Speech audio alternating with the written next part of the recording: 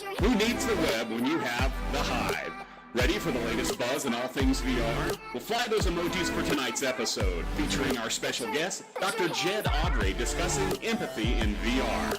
And now, here's the host of the Hive, Vivian.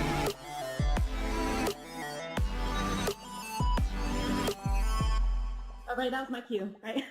Hey guys, sorry the show ran a little late. We can't see you in the other room. So at any time that you might have questions throughout the show, there should be a moderator in your room. You can go ahead and ask them, and they'll relay the question to us. Okay, so welcome, happy Friday.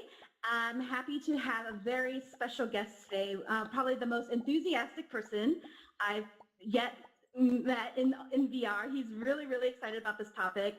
We ended up meeting in here to discuss him coming on the show, and I think we talked for a good hour, and then he came on here to rehearse, and we talked for another good hour. So you might be stuck here for another hour or so. But today's topic is empathy in VR. So I started in VR maybe a year and a half ago. I use it for work. So if you don't know, I work with older adults, and I use VR, not just VR, just technology in general, to find ways to solve issues of isolation and loneliness among older adults. So that's what Vivian IRL does.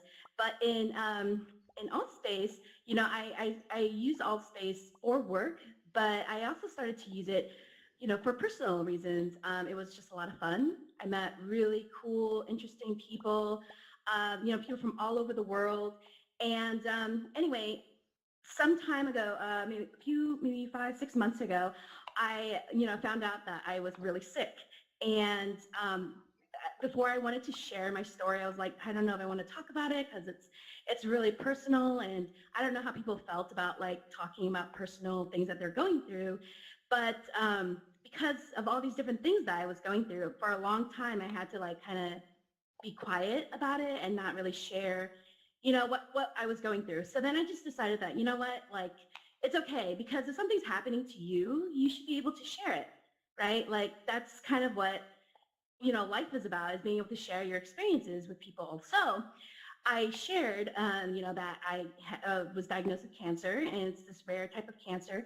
And what ended up happening was, one, it was very therapeutic, and two, it turns out that there are a lot of people who are going through these types of things, whether it's, you know, it's cancer or they had a diagnosis scare, all kinds of different things. People started to message me on Twitter, on Facebook, on Discord, just to say like, hey, you know, like, I know what you're going through, even though that they didn't want to share it publicly like I did, but, you know, to get that note that they said like it, you know, it felt good for them to hear about someone publicly talking about it, you know, it made me feel good. So it kind of helped me go through what I'm going through.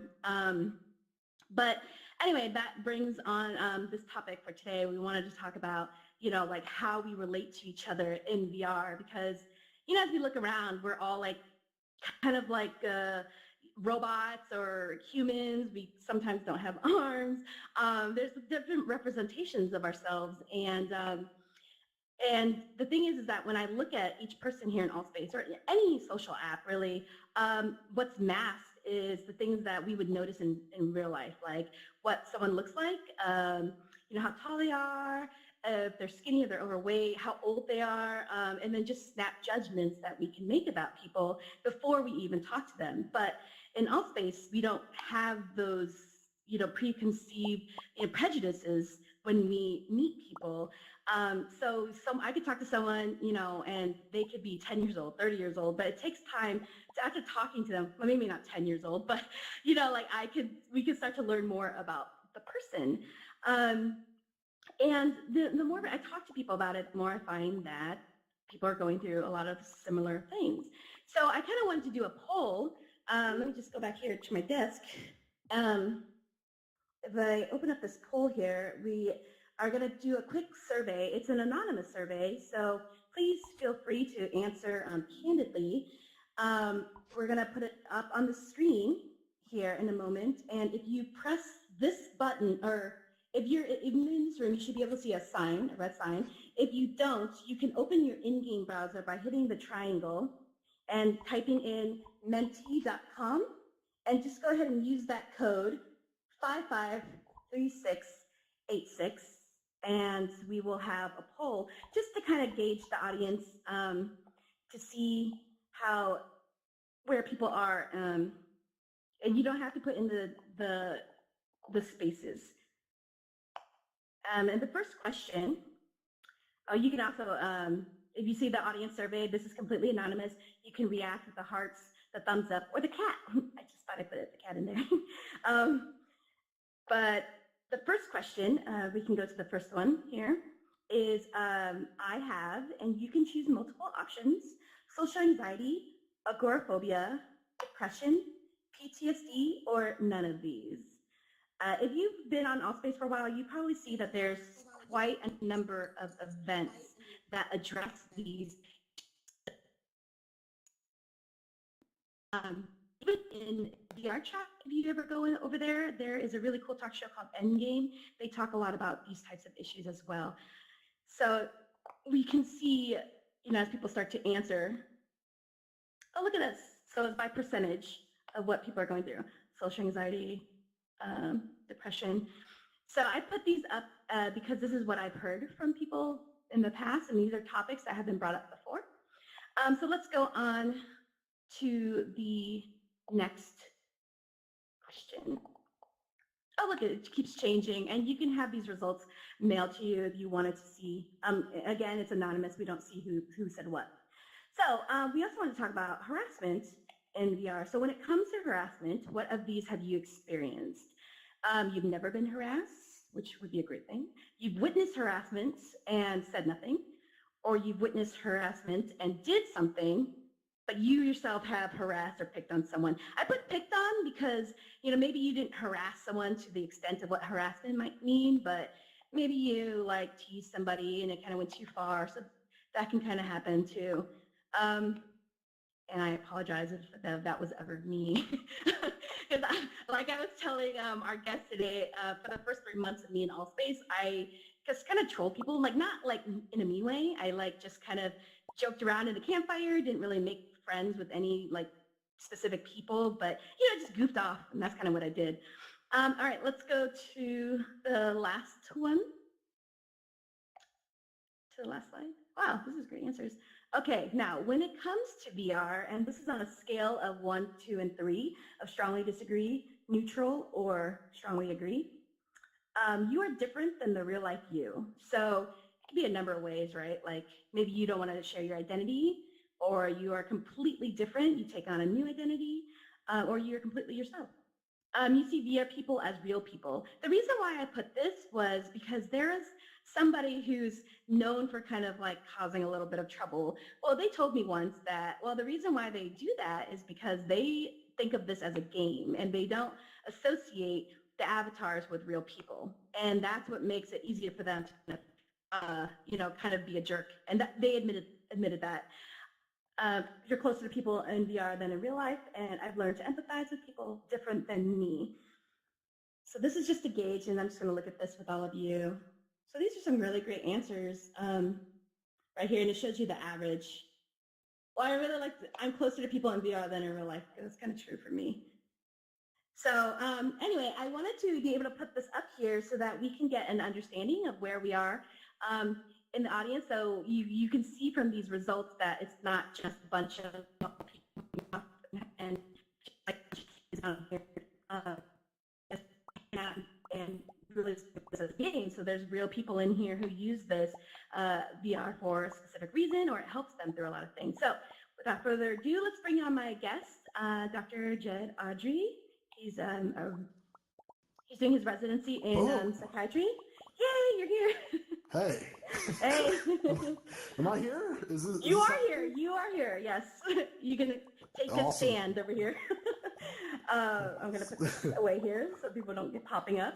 So welcome to the show. Thank you, Vivian.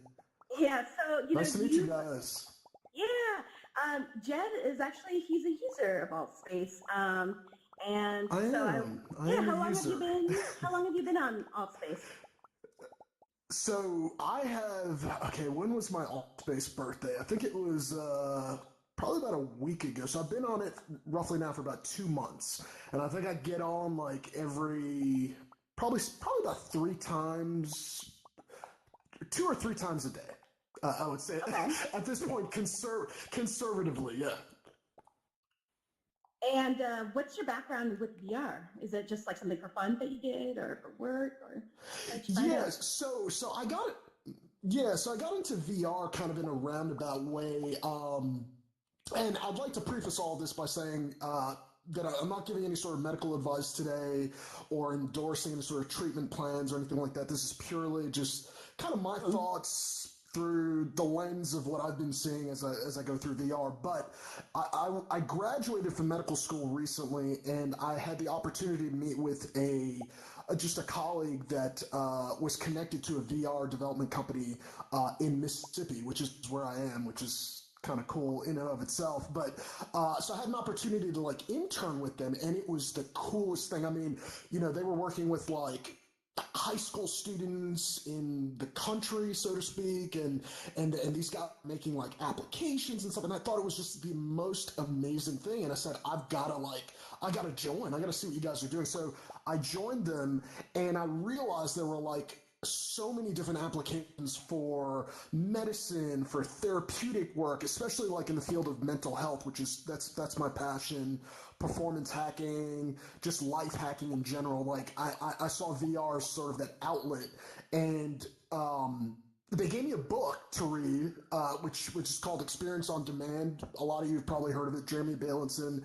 And I haven't put the book down since. I think I've read it at least 2 times now, and yeah, that's been kind of my beginning. I guess how I started in VR. Well, we talked about so many different topics when we were meeting about this, and I just want to say that Indeed. I was just being a little contrary. So anytime Jed made a point, I made the opposition just to kind of see how many of his buttons I can push. Turns out not many. But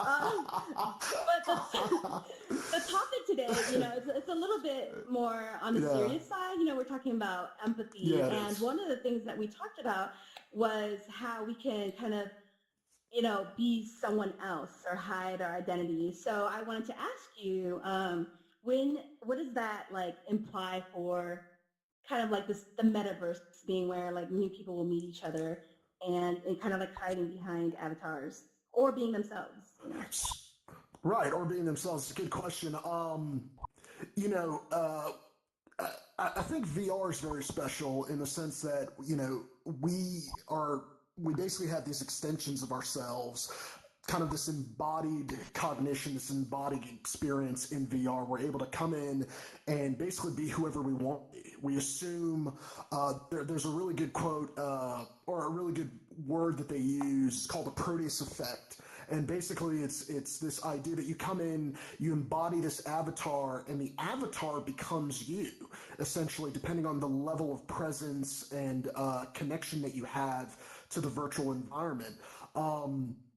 With that comes a lot of responsibilities, I guess. Mhm. It's funny because I'm on the Oculus Go, right? So I got like one hand and I'm moving about, and I had a really interesting experience as I was in the soccer field. Like, so I went out, I was like, cool. I told my wife, I was like, I'm going to go out to the soccer field. I'm going to show these guys how to do it because I play a lot of like PlayStation soccer games and stuff like that. So I jumped on the field, and I'm seeing people flying. I'm seeing people jumping over me and doing like, it was insane. And I was just moving about with like one hand, and the guy was just kicking the ball. He kicked it around me. He ran circles around me.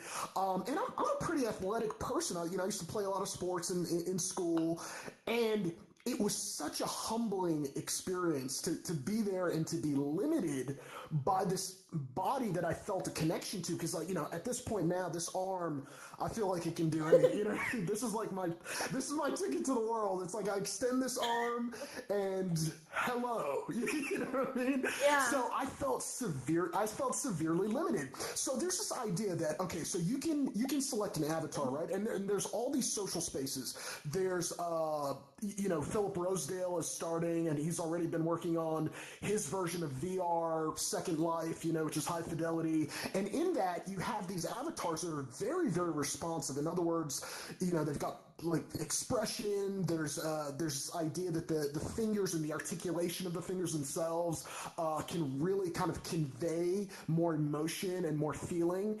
And what I mean to say with that is that, let's say the taller your avatar is, it's been shown that you may be more likely to be aggressive once you get into VR, right? Or let's say your VR avatar, let's say your VR avatar is like really attractive, model attractive or something like that. Okay, you may come in and have that's not me either. Yeah, you may just have a new lease on life and think that you can do things that you wouldn't normally do IRL, right? So I think that's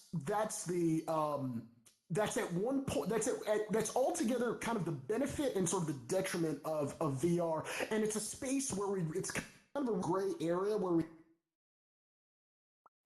Oh, he died. Uh-oh. Oh no.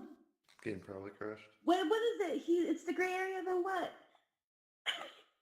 All right, you guys, let me reset this here, and we'll wait for Dr. Jedd to come on. This is just so great, isn't it? This happened last week. My guest was on the floor. Dr. Jedd is having a difficult time, but that's okay. We'll hopefully be able to get him in here in just a minute. All right. Well, as you know, the show was cut down to 30 minutes. So while we wait for Dr. Jedd to come back on, does anyone have any comments? I saw some hands that went up. Anyone? Well, would it be in this room? Because there's no one in this room. But if moderators, if anyone else had anything else to say? Oh, I did not mean to click that. Okay, Raya. No comments. I'm just looking at. Got several audience questions. Okay, sure. Let's see. I can't beam them in, so a moderator will have to tell me the questions. Alrighty. Rabid Panda, you're on. Do you have a question, no. Rabid Panda? Are you hearing him? I can't hear it. It needs to be repeated back to me. Oh. So for those of you who are watching at home and not in the All Space world, what happens is that we can have 20 people in this room, and then it overflows into a second room and then a third room. So they can see us, we can't see them, which is a really cool technology called front row technology, because even though it feels like we're really here, it's really just a website. Okay, so it looks like I have Miriam has a question. Anyone have Miriam in the room?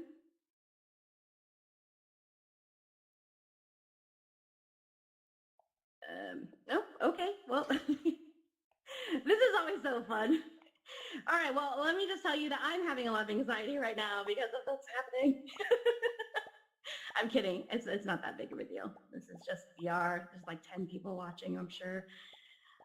All right, so it looks like Mark. Does Mark have a question? Oh, here we are. Here's Jedd. Jedd, that was so like anxiety inducing. I feel like you did that to me on purpose as a study or something. I know, dude. I want to file a complaint because I feel like I've been harassed by this. This is like the second time this has happened to me, man. I feel harassed by this. This Oculus. Oh, be careful. That's a big word. Wait. Make sure that you're on air and that your microphone is on because majority of people are in other rooms. Okay. Yes, I am on air. It seems. Sorry about that, folks. No problem. Man, that kind of. All right. So you were saying how amazingly convenient VR was and how easy it was to use, something like that. Yeah, I was on a roll, dude. Like, okay, so it would have been funny if you didn't even know that you were gone. Like you just kept talking and just kept talking. Yeah, I probably should have kept. At this point, I probably should have kept talking, but I will say this though. Okay, so I'm going to. I think it's important that we kind of understand what empathy is, right? So, Okay. I was reading a bunch of articles, and I don't know if we cover this enough in medicine. I think, and psychiatry is unique, right? Because we're medical on the one hand, but we also have that ability to sort of interface with people on a deeper emotional level, and I feel that in the realm of mental health, personal well-being, I think that is extremely important to exhibit some sort of empathy, some sort of compassion. Empathy is basically the ability to understand and share somebody else's feelings, right? So you kind of imagine what they're going through or what it might be like to go through some of the things that they're going through, and then kind of allow those representations in your head to kind of provoke feelings in yourself. Okay, so there's a big controversy as to whether or not empathy is actually really, really being induced, so to speak, in VR, or whether it's something that you can actually force somebody to have, or like an experience that you can force them to have. A lot of people that are very well versed in VR seem to say that empathy is not really something that you can force on somebody. In other words, it's going to be secondary to the experience that they have. There's several different types of empathy. I think Jeremy Bailenson talks about a couple in his book. He said there's two of three possibilities. There's like reflexive empathy, which is kind of like that gut empathy that you feel like when you watch somebody get injured on like a football field or something like that. Then there's like the cognitive empathy, which is it kind of that mental representation that I was talking about, where you kind of form these ideas in your head about what might be causing specific feelings in a certain person that's suffering. And then there's this third kind of exterior idea, so to speak, of whether or not you actually give a damn, to put it quite frankly, whether or not you actually care, or whether or not you actually have the desire to make any changes, and actually be compassionate once you are exposed to an empathy machine like a VR machine. Okay, so all right, so I wanted to go back and talk about how you were saying how the avatars, feel like a superpower, and how you kind of felt kind of like empathetic because like you only have one hand and all of that. So in real life, like I said, it's a double-edged sword, because sometimes you can kind of make quick judgments about somebody, and that could be have a negative or positive connotation. But sometimes it takes a while for you to get to know someone. You're like, oh, okay. But in VR, since there's not really, like it's just your avatar. Like I've seen instances where someone might go up to somebody and think, oh, they're just not talking to me. It turns out they're muted, or things like, or somebody who just doesn't know how to say anything, or doesn't talk, or, is mute, things like that. Like, how can we, like, as users, approach people and kind of like, what kind of rules does it change for us when we're talking to people without knowing anything about them? Right. So that poses like a lot. So I look at that and I say, what are the reasons why somebody would want to be in virtual reality? Just to kind of have an experience. Maybe they treat it as a game, kind of like you were saying before. I think it's very important to consider that everybody's coming in here with some sort of background, right? People could have certain personality traits that you might not necessarily be aware of. There might be people coming in here with, what they call cluster A personality types, which are basically like your paranoid types. You're very detached from social relationship, kind of eccentric behavior types, and this might be an outlet for them to add some normalcy to their day-to-day existence and maybe interact and practice those interactions, you know what I mean, on a repetitive basis. You may have some people that are completely antisocial. In other words, like the guy that you were talking about before, I was like, man, this guy, he loves attacking people in virtual reality. Could this be somebody that is basically, an antisocial personality disorder type, where they just enjoy harming people or being mean to people, being cruel to people, and is his avatar a reflection, or the behaviors that he exhibits, a reflection of some more deep-seated issues that he has in terms of personality disorder. You also have people that come on here, and this is something I'm very passionate about, is people that are depressed and that have anxiety and that are kind of right on the precipice of, you know, suicidal ideation. In other words, they're thinking about either harming themselves. And this is something that I think that we as a community, as a group, we need to be very, very aware that there are people that may use this as an outlet to really connect. And if they feel some of the same reproach that they're used to feeling in real life, IRL, and they come here and they feel it too, that may kind of push them over the edge. So I think each one of us, we're all kind of ambassadors here, right?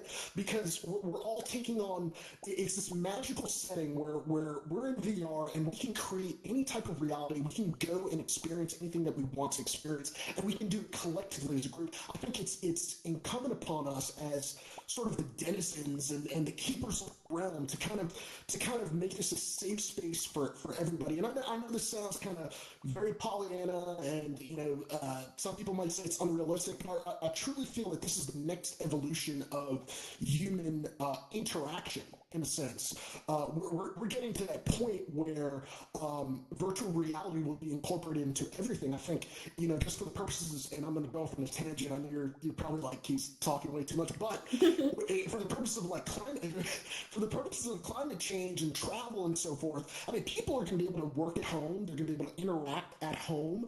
They're going to be able to kick their feet up and really interact with people once the environment becomes. I don't want to say regulated, because here's the thing, right? And I thought about this long and hard, because you asked me about this. Does there have to be a code of ethics, right? Does there have to be like a governing axiom? Right. Yeah. I was asking you, who gets to make that? Right. And the only thing that I could think of was that, and I was reading about this, and I said, it's an important point to discuss because it's very nuanced, right? And as this experience develops and it becomes more sophisticated, those answers will change. I mean, everybody can go into VR sort of in isolation if they want, right? They can pull up the latest VR game and kind of hop in it. I think the power is in the social component, right? It's in our ability to make this thing as real as we want it to be, just by our focused attention. So it's important for us to add a little bit of benevolence to this and realize that there are people that you may not necessarily know that are suffering, and you have an ability to impact them at the point of care. This is like beyond what doctors are striving to do. Like, we wish we could do this. Like, we wish we could go into somebody's home and just like give them the insulin, please take it, or give them the medication, please take it. You have a direct effect on somebody, and I think that's what's really important here. And I think that the rules and the code of conduct, I think that will come later on. I don't want to see this become a place where we circumscribe or limit anybody's behavior, because I think that's what the fun is too. There has to be that freedom of expression to do and to be and to act and to create. But if there could be kind of like a tactful way of going about that's something that we all to consider. I think as a collective, I think that as we become more sophisticated in our social VR interactions, I think that's something that will develop via consensus, I think. So you actually brought up a few interesting things when we were talking about in our interview before, like our pre-interview, that I want you to be able to kind of explain and share. One is that I asked you, well, like who gets to decide that? You're talking about governing laws and things like that, but like that starts to become kind of like the real world where there's like a government and kind of things like that. I know. Right, which is kind of like the fun of VR, is like we don't have those kind of rules. But you did bring up two interesting things that I wanted you to kind of elaborate on. One was we had talked about when there's harassment, you had suggested what if there was like some kind of town hall, kind of like a jury, to talk about case by case basis. That was number one. Number two, you talked about if alt space or just in VR in general, had a mood indicator. If you want to elaborate on what you think the benefits of those things are. Absolutely. Yeah, and I'll add a third thing to that as well. But the town hall thing, I think it's a great idea, right? So, All Space, I recently attended I think it was what was it called? It was called the Summer Solstice event, and it was really, I mean, it was raw, like it was raw. Like I went in there, and the lady was doing a reading for this woman, and the woman, I could hear her, it was audible. I could hear her crying, and I could hear her like emoting, right? Like so she was expressing herself, and I thought, man, this is so organic. This is the collective, the group, whatever you want to call it. This is all the embodiments here, all the VR souls, so to speak, coming together as a group and providing reinforcement, providing support, whether we understood it or not. You know what I mean? Like we're there in body and in presence. And I think that town hall, just to sort of discuss. Just to kind of discuss like what are some of the things that are important to the group as a whole. And when I say the group, I mean everybody in VR, future, present. What are some of the things that we can agree on? Is there a consensus that we can come to? Are there certain principles that we can agree on? And say that if you're going to roam around VR, if you're going to have interactions, um, here are certain codes. And I remember I was talking to you because I'm from the generation of like AOL. And I remember getting on AOL and like getting tossed off of AOL because like I went into a room and I started like trolling. Trolling wasn't even a word back then. But You I was personally, like, you did this. You troll people. yeah, I did. Yeah, Okay, I all did right. this. I'm sorry. Please, me culpa. Look, I went in and I did it. I don't know why. It's something. Look, it's something about being incognito, right? Something about being anonymous. But the thing is this, right? So in that sort of anonymous sphere, you kind of lose your humanity, right? Like when you text or you post or you tweet, there's an aspect that's really removed from you. Whereas in VR, just the fact that you embody the avatar, you have so much more to represent. You have so much more to be accountable for, right?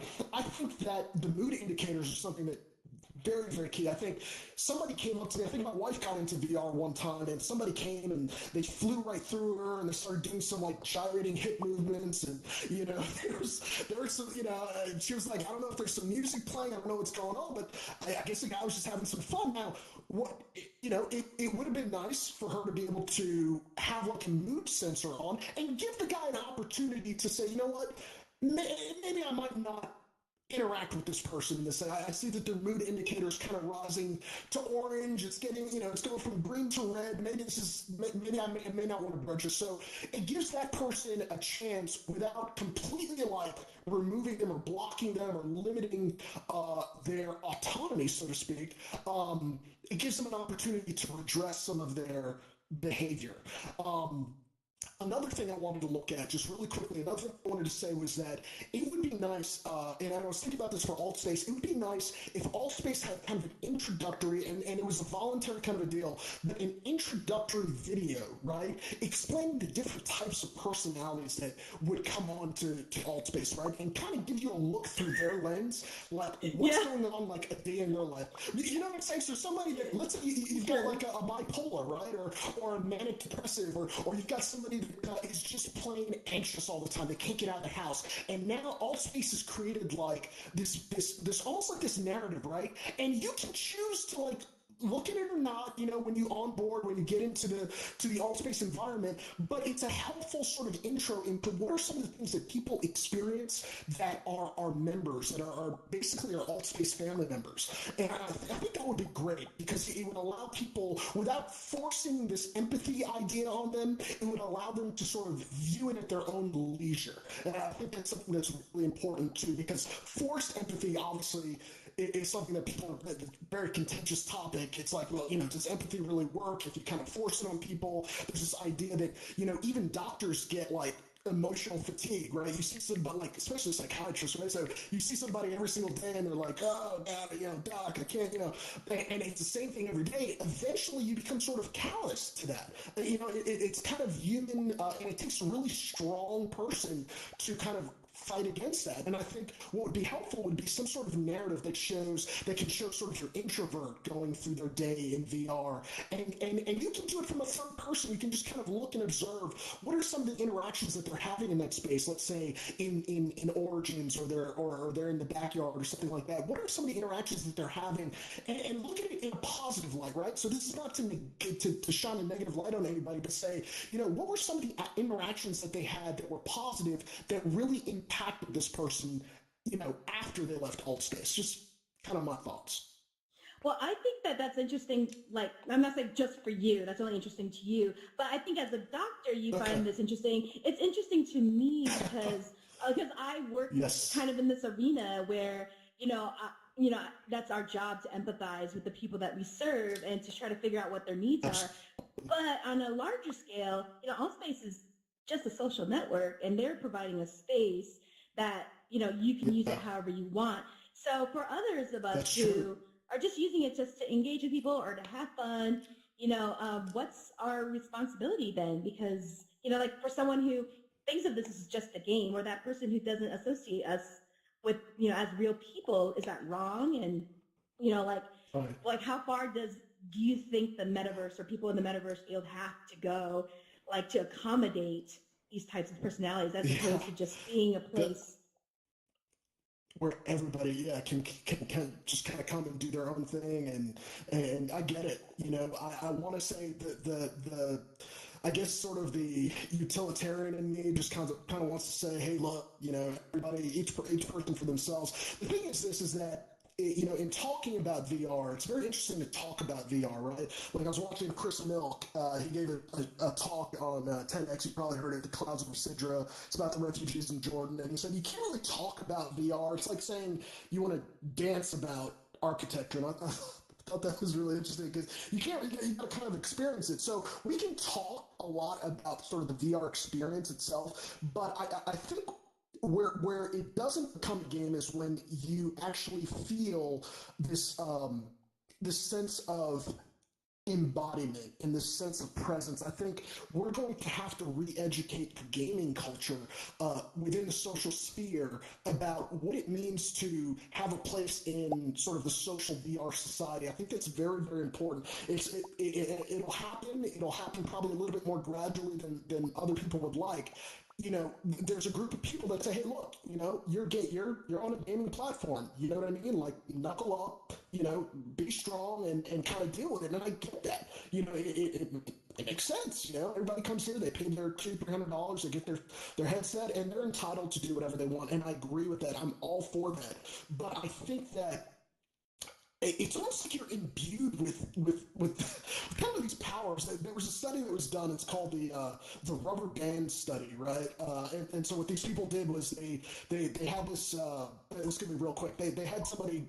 There's two patients go in, and one person put a hand like under their table, and they outfitted that arm, that side of the arm, with a rubber arm. And what they did was they began to sort of initiate this sensory feeling such that whenever they touched both arms, that person felt like their arm was being touched when it really wasn't. And this happens with prosthetics. It happens with any sort of extension of what we like to call our bodies, whether it's in real life or it's extended into the virtual realm. So with that being said, you can look at everybody here as an extension of an actual, this can be really creepy. This extension of an act. There's a person behind there. There's a person behind, this avatar that I'm looking at. This is their extension. And I think that comes with its own rights, its own privileges. I think that those are things that cannot be infringed upon. So Jedd, your audio is going in and out for me. So if you want to re-enter the room real quick, and I know there's some questions. I got a message saying there are some questions. So you guys still have questions you wanted to ask while he's re-entering? I'm going to re-enter. Says Kyle. Anyone have Kyle in the room? No. This is always my favorite part, when people may or may not have questions. All right. Henry, was there a question? You're muted.